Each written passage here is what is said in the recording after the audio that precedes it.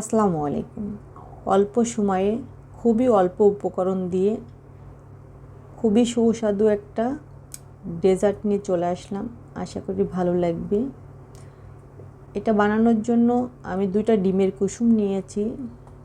একটা ডিমের কুসুম অবশ্যই গলে গিয়েছে। আর এখানে দিয়ে দিয়েছি আধা কেজি দুধ জাল দিয়ে ঘন করে নিয়েছি। এর ভিতর 4 চামচ দিয়েছি কর্নফ্লাওয়ার, 1/3 কাপ দিয়েছি চিনি আর সামান্য লবণ দিয়েছি। দিয়ে আমি সুন্দর করে মিক্সড করে নিব।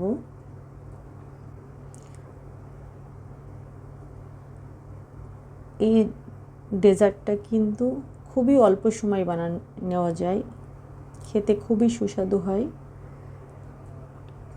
আমি এখন চুলায় রান্না করে নিব, 4-5 মিনিটে হয়ে যায়। এটা কিন্তু অনবরত নাড়তে হবে, না হলে কর্নফ্লাওয়ার দেওয়া আছে নিচে লেগে যাবে। আমি এখানে 1 চামচ দিয়েছি বাটার।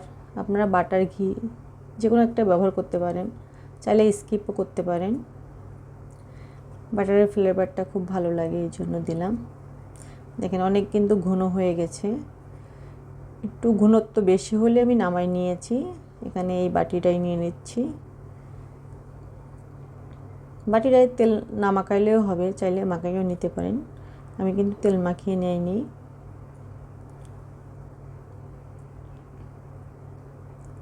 খুবই অল্প সময় এটা বানিয়ে নেওয়া যায়। মেহমান আসলে কিন্তু দ্রুত আমরা এটা বানিয়ে দিতে পারি। আমি এটা ফ্রিজে রাখছিলাম, গরমের দিন তো এই জন্য। ফ্রিজে না রাখলেও কিন্তু সুন্দর জমে যাবে। আজকের ভিডিওটা যদি আপনাদের ভালো লেগে থাকে, আমার চ্যানেলটা প্লিজ সাবস্ক্রাইব করে পাশে থাকবেন। খুবই সফট, আর আপনি যদি কাউকে খাওয়ান কখনোই সে বুঝতে পারবে না কী দিয়ে বানিয়েছেন কিংবা কীভাবে। আমি উপরে দিয়ে একটু গুঁড়া দুধ দিচ্ছি জাস্ট দেখতে ভালো লাগার জন্য।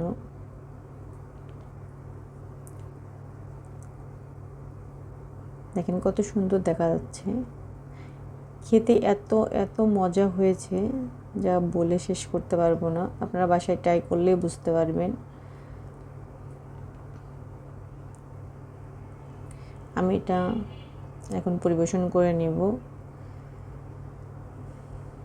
খুবই সফট হয়েছে। দেখেন আমার আজকের ভিডিওটা যদি ভালো লেগে থাকে, আপনারা বাসায় ট্রাই করবেন আর কমেন্ট করে জানাবেন কেমন হলো।